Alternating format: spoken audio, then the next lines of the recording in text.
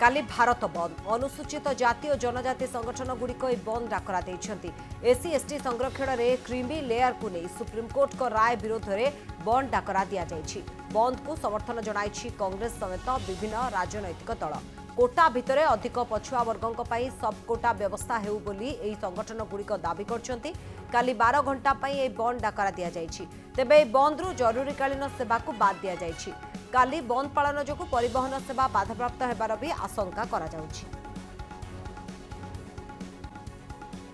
जोटा आम SC ST संरक्षण विरुद्ध गोटे राय दिखाई वर्गीकरण कराई संरक्षण बाबद में। तेणु आम सर्वभारतीय स्तर में आम विरोध करुचु।